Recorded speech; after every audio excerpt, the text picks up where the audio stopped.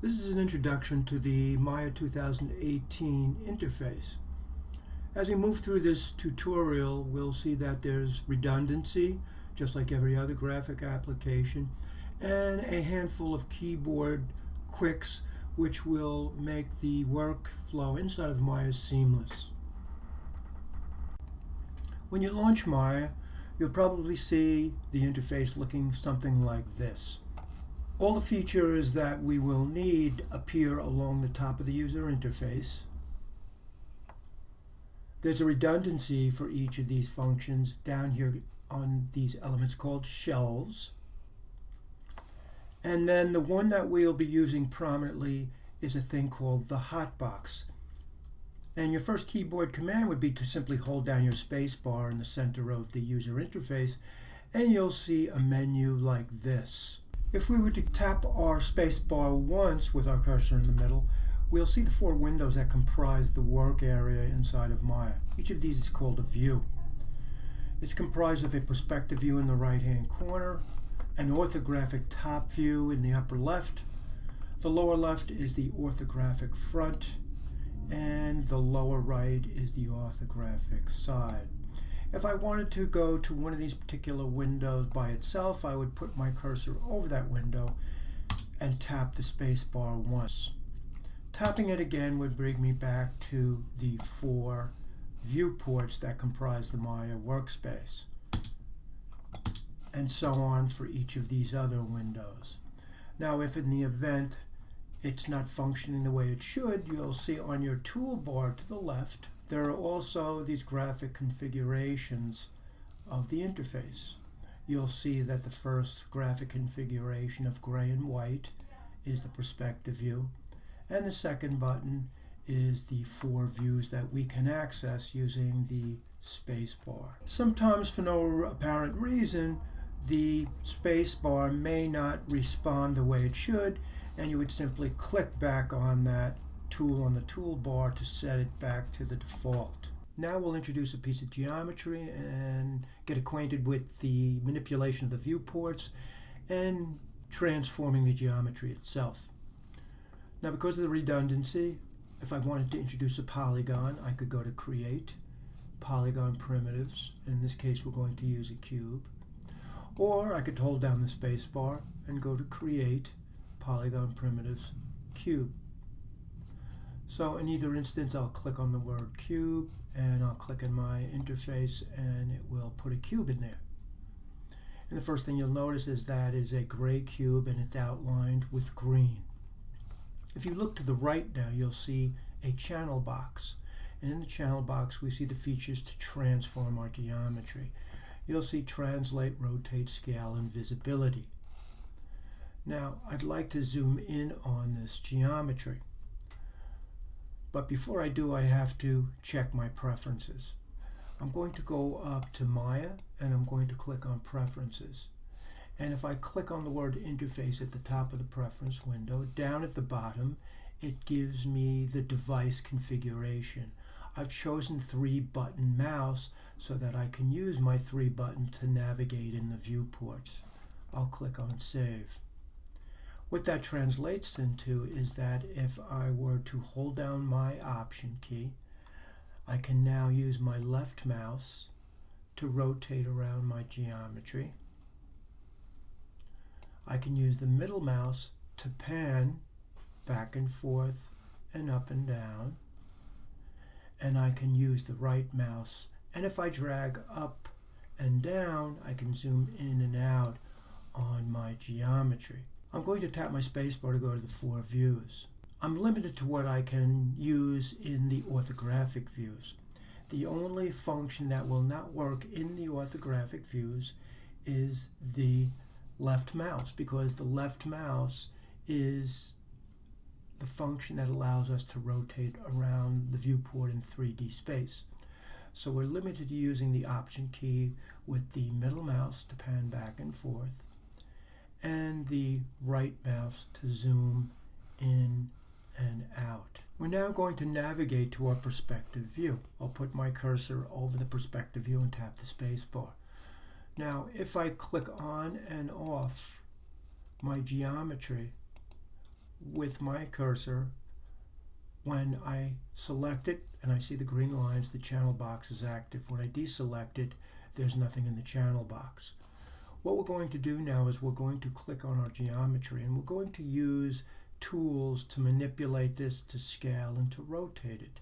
I'm going to zoom in a little closer on the cube using the right mouse and dragging up and down, and then with the middle mouse held and the Option key down, I can put that closer to the center of the viewport.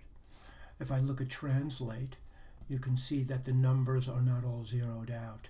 If I were to click and drag through all of them collectively and put in a 0 and hit Return, it will put my geometry in the center of my viewport. I could have done this individually if I chosen with Translate. Now I want to move this cube by itself in the viewport, not the viewport, but the cube itself. I'm going to hit W on the keyboard. And when I hit W, you'll see on the left-hand side, the fourth icon down is selected, and it has a blue background. It's comprised of a flat blue square with 4 blue triangles.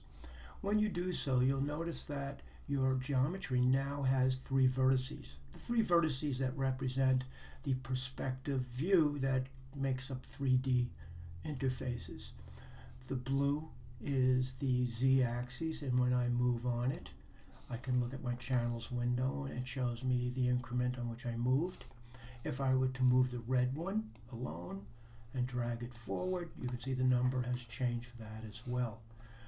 The green y-axis would allow me to move my geometry straight up. Now, you'll notice that they all converge in the center with a box, a blue box. And if I were to click on it, the blue box turns yellow, which means that function is selected, and I can move this freely about in the entire 3D space. I'm going to go back over and zero these out again to put it back in the middle. So if I wanted to, I could do these individually using the Tab key and the 0, and now I'm back where I started. One thing to note is that when you click on a vertice to move your geometry, you'll notice it turns yellow. That means that is the selected function. Now I'm going to click on the E letter, and I'm going to see the configuration for the rotation tool. And if you look on the toolbar to the left, you'll see where it's selected. You'll see that the vertices have now been converted to circles that represent the same axes, the red, the blue, and the green. If I were to click on the green one, I can click and rotate it on the y-axis. If I click on the red, I can rotate it on the x. And if I click on the blue, I can rotate it on the z-axis. There's also a very light blue circle around the geometry, and what that allows me to do is rotate it in the given perspective that my window might have. So if I were to rotate my viewport, I can rotate the geometry in the view that I've set. If I look at my channel window on the right, I can see that the rotation numbers are reflected. And once again, if I chose, I could zero those out and put the geometry back in the middle of the perspective view as it was first created. Now, I'm going to hit R on the keyboard. And now those axes tools are reflecting the scale function. Once again, the colors are the same, and each of those axes lines is ended with a cube. And what that means is I can click on a particular cube. In this case, I clicked on the Z, and if I drag it, it will scale in the Z axis. If I click on the Y, which is green, it can scale on the Y axis only. And then I can scale it only on the X. If I chose to scale the whole box collectively and keeping the proportions, I could click on the light blue box in the middle and drag to the left or right to scale up and down. And once again, if we look at the channel window, it has reflected the changes we've made. I'm going to go in and zero those out. And when I do, my box is gone. So I'm going to change each of these to 1 then. I'll click, I'll put in 1, and I'm back to 1 unit, which was the default proportions of my cube. So in review of keyboard quicks and mouse function, we hit W to move our geometry, E to rotate it, and R to scale it. To move about the viewports, we held down the Option key, and with the left mouse we could manipulate only the perspective view in 3D space. And all the views, we can hold the Option key, and with the middle mouse we can pan back and forth, up and down. And with the right key we can drag up and down and scale in and out on all the windows as well. So the one function that doesn't work in the orthographic views, the 3 orthographic views, is the Option and the left mouse to rotate in 3D space.